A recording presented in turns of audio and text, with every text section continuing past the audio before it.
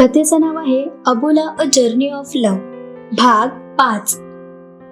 रात्री 8च्या दरम्यान वसुंधरा आणि अमूल्या बाहेर हॉलमध्ये बसल्या होत्या. दोघींच्या तशा गप्पा सुरू होत्या, पण त्यात काही रस नव्हता, कारण अमूल्याचा प्रतिसाद शून्य होता. आजच्या दिवशी जे काही झालं होतं ते अजूनही तिच्या डोक्यातून जात नव्हतं. त्यात घरच्यांची आठवण येत होती, ते काही वेगळंच. तिचा चेहराच पडला होता, जे वसुंधरा यांना पाहवत नव्हतं. अमूल्या, तुझा चेहरा का असा पडलाय? घरच्यांची आठवण येते का तुला, की कशाचा त्रास होतोय? जे काही असेल ते तू माझ्यासोबत शेअर करू शकतेस, वसुंधरा म्हणाल्या. काकू, तुम्ही समजताय तसं काही नाहीये, पण मला असं बसून राहायची सवय नाही, त्यामुळे कसं तरी वाटतंय. अमूल्याने काहीतरी कारण पुढे ढकललं. मला सर्व कळतंय अमूल्या. तुझं आणि अक्षयाचं ज्या पद्धतीने लग्न झालं ते स्वीकारणं तुझ्यासाठी जड जात असेल, पण आता तुमचं लग्न झालंय अमूल्या. पण या लग्नाला काहीही अर्थ नाहीये काकू. अर्थ आहे अमूल्या, कारण तुझ्या मनात अजूनही अक्षय आहे. तू अजूनही त्याच्यावर प्रेम करतेस ना? वसुंधरा यांनी तिचा हात आपल्या हातात घेऊन विचारलं. नाही काकू, मी त्यांना कधीच माझ्या मनातून काढून टाकलं आहे. सॉरी. अमूल्याने त्यांच्या हातून आपला हात काढून घेतला. माझ्याशी खोटं बोलू शकतेस तू अमूल्या, पण स्वतःशी नाही, कारण खरं उत्तर तुला माहिती आहे वसुंधरा. खरं उत्तर मला माहिती आहे, आणि ते हे आहे की अक्षयवर माझं प्रेम नाहीये आणि ना कधी असेल. काकू सॉरी, पण माझ्याने हे नाही होणार. माझ्या बोलण्याने कदाचित तुम्हाला त्रास होईल, पण माझ्या मनात असून नसून त्याचा काहीही उपयोग नाही, कारण तुमचा मुलगा मला कधीही स्वीकारणार नाही, आणि तशी आशाही मी ठेवलेली नाही, अमूल्या स्पष्ट शब्दात म्हणाली. अमूल्या, त्याला एक चान्स दे, वसुंधरा म्हणाल्या. काकू, चान्स कशासाठी? अहो, त्यांनी काही चुकीचं केलंच नाही, उलट मी चुकले. लोक म्हणतात ना की आपण आपली लायकी पाहून पाय पसरावे, तसंच सेम माझ्या बाबतीत झालं. असो, पण आपण हे सर्व का बोलतोय? जे झालं ते गेलं, त्याचा विचार करून आपण आपला आज खराब करायला नको. बरं मला सांगा, तुम्हाला आज माझ्या हातचं काय खायला आवडेल? म्हणजे तुमच्या आवडीचा दुधी भोपळा की वांग्याचा भरीत? अमूल्या विषय बदलत म्हणाली. एवढी मोठी मास्टर शेफ काय बनवणार? दुधी भोपळा, वांग्याचा भरीत? यामू नाही हा, तू मस्त कोलंबी भात बनव. हा अमू, तुझ्या हाताला जी चव आहे ना, ती मुंबईमधील कोणत्याच मास्टर शेफच्या हाताला नसेल. तू ना रोजची सुगरण बायको आहेस. काही नशीब काढले पोराने. नीरव बाहेरून येत त्या दोघींसोबत बसत म्हणाला. हे मूर्खा, तिला अमू काय बोलतोस? आता ती तुझी कॉलेज मैत्रीण नाहीये, तर तुझी वहिनी आहे. चल, तिला सॉरी बोलून वहिनी मान. विश्वनाथराव जिन्यावरून खाली येत म्हणाले. ते त्यांच्या बाजूच्या सोफ्यावर जाऊन बसले. उप्स, विसरलो. सॉरी हा वहिनी, नीरव छोटं तोंड करून म्हणाला. पुरे तुझी नाटकं. चल आता किचन मध्ये मला मदत कर. माझ्या नवीन आलेल्या सुनेला मी इतक्यात कामाला लावणार नाहीये. जरा भाज्या वगैरे चिरून दे चल, वसुंधरा म्हणाल्या आणि किचन मध्ये निघून गेल्या. अगं, पण जेवण बनवायला आपल्याकडे मावशी आहेत ना, तसंही तुझ्या हातचं पांचट नको वाटतं डॅडना. त्यापेक्षा अमूल्य वहिनी छान स्वयंपाक बनवेल, ते सुखाने पोटात तरी जाईल. हो ना डॅड? नीरव विश्वनाथ यांच्याकडे पाहत म्हणाला. पण मी फक्त मॉमच्या हातचं खाणार, आणि इथे कोणी मध्ये मध्ये लुडबुड केलेली मला चालणार नाही. घरात येण्याची परवानगी मिळाली असली तरी कोणी कुणाला इथे अधिकार दिलेला नाहीये की त्याने या घरावर राज्य करावं. बिनबुलाए मेहमान अक्षय महाराज पधार झाले, पण त्याच्या बोलण्याने अमूल्या मात्र दुखावली. विश्वनाथ आणि नीरव मात्र त्याच्याकडे खाऊ की गिलू या नजरेने पाहत होते. ब्रो, पण तुझी पिंकी या घरची सोन आहे, आणि तुझी एकुलती एक बायको, तिचा तुझ्यावर आणि या घरावर अधिकार आहे, नीरव नजर रोखत म्हणाला. येऊन जाऊन काय तुम्ही सर्व तिच्यावरच येता?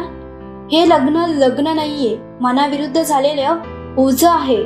असो, मी जातो. मॉम, माझं जेवण माझ्या रूममध्ये पाठवून दे, अक्षय म्हणाला आणि आल्या पावली परत निघून गेला. पण जाता जाता तो तिला नाराज करून गेला होता. डॅड, हा बाई असं का वागतो? बघावं तेव्हा सर्वांशीच रूडली वागतो. त्याला ना प्रेमाची कदर आहे ना नात्यांची. किती विचित्र प्राणी आहे हा, नीरव चिडचिड करत म्हणाला. शेवटी ते धडे तुझ्या मामाने आणि मामाच्या मुलीने दिलेत त्याला. तिचा स्वभाव ओळखून नशीब त्याने तिला स्वतःपासून दूर केलं. पण आता अमूल्य आली आहे ना, ती त्याच्यात नक्की बदल घडवून आणेल. हो ना अमूल्य? विश्वनाथ तिच्याकडे आशेने पाहत म्हणाले. त्यावर तिने फक्त नकारार्थी मान हलवली. बरं, मी काकूंना मदत करते. ते मावशी नाहीत ना, मग त्यांना वेळ लागेल. मी आलीच, अमूल्य म्हणाली आणि किचनमध्ये निघून गेली. डॅड, या दोघांचं कसं होईल? यांच्या मनाविरुद्ध जाऊन तुम्ही सर्वांनी या दोघांचं लग्न लावून दिलं. पण वाटत नाही ते जास्त टिकेल, कारण येऊन जाऊन ब्रो तिला त्रासदायक बोलतो. त्याला तिच्या भावनांची जराही कदर नाहीये. मला तर अमूल्याची खूप काळजी वाटते, नीरव म्हणाला. नीरव, तुझं म्हणणं मला पटतंय, पण अमूल्याच अशी एक मुलगी आहे जी त्याला सरळ करू शकते. त्याचा स्वभाव तुला माहिती आहे ना, किती इगो आहे त्याला, विश्वनाथ म्हणाले. त्याच्या इगो मुले अमूल्य वेळोवेळी हर्ट होईल. तुम्ही तिचा विचार करा ना, नीरव म्हणाला. मी तिचाच तर विचार करतोय ना नीरव. मला माहिती आहे अमूल्य अक्षयवर प्रेम करते. त्याच्यासाठी ती काहीही करेल. त्याच्यासाठी काहीही करेल. पण तो तिच्यासाठी काय करेल डॅड? तर तिला दुखावेल, तिला नको नको ते बोलेल. आधीच त्याने तिचा कमी अपमान केलाय का? पण आता मी तिच्यासोबत आहे. ब्रोला मी तिला हर्ट करू देणार नाही, नीरव म्हणाला. अरे, मलाही वाटतं की त्याने तिला हर्ट करू नये, पण हळूहळू होईल ना सर्व ठीक, विश्वनाथ म्हणाले. ते एवढ्या 3 वर्षात झालं नाही, ते आत्ता ठीक होईल असं वाटतं का तुम्हाला? डॅड, हे बघा, त्याच्यामुळे अमूला थोडा जरी त्रास झाला तर माझ्यापेक्षा वाईट कुणी नसेल. बाकी भविष्यात जर तो त्याचा इगो, राग, चिडचिड कमी करणार असेल तर मी अमूला मदत करेल. शेवटी तोही माझा भाऊच आहे, नीरव म्हणाला. अरे, तुम्हाला जो गोंधळ घालायचा तो घाला. त्याला ठिकाणावर आणायला मीही तुमच्या सोबत आहे. तसंही अमूल्यासोबत ऐनवेळी त्याचं लग्न झालं ते बरंच झालं, पण तरीही त्याच्या संसाराची चिंता आहेच. असो, पुढचं पुढे पाहू. मी जरा बाहेरून पाय मोकळे करून येतो. या वयात आता एकदम थकल्यासारखे वाटते, विश्वनाथ बसल्या जागून उठत म्हणाले. थांबा, मीही येतो. नीरव आणि विश्वनाथ पाय मोकळे करायचे म्हणून बाहेर निघून गेले. रात्री जेवण वगैरे आवरून झाल्यानंतर सर्व आपापल्या रूममध्ये निघून गेले. नवी जागा, नवं आयुष्य, ओळखीची पण तरीही नवीनच लोक असल्यामुळे तिला तिच्या रूममध्ये खूप एकटा वाटत होतं. गॅलरीत येऊन ती आज जे जे अनपेक्षित घडलं त्या सर्वाचा विचार करत होती. अक्षय सरदेसाई, किती प्रेम केलं मी तुमच्यावर, पण तुम्ही काय केलं? त्या प्रेमाचा अपमान. माझ्या निस्वार्थी प्रेमाचा तुम्ही अपमान केला. माझं मन दुखावलं. तुमच्यामुळे मला त्रास झाला, पण तुम्हाला त्याचं काही पडलेलं नाही. खूप इगो आहे तुम्हाला. त्या इगोमुळेच तुम्ही तुमच्या आयुष्यातील चांगली माणसं, त्यांचं प्रेम गमावून बसाल. पण त्याची तरी तुम्हाला कुठे किंमत आहे?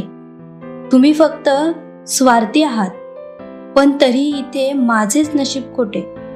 एवढं सर्व रामायण घडून तुमच्यापासून दूर जाऊन मी पुन्हा तुमच्याच जवळ आले.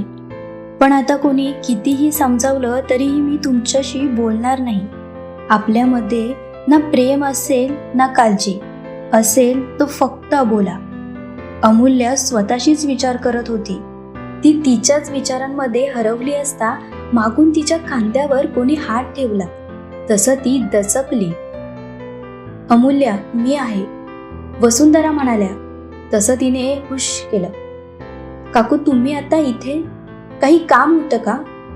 अमूल्याने टर्न होत विचारलं. हो, उद्या सकाळी मी सत्यनारायणाची साधीशी पूजा ठेवली आहे. तुला सांगायचं राहून गेलं होतं म्हणून आले. पण हे सर्व कशासाठी काकू? तसंही तुमच्या मुलाला ते आवडणार नाही.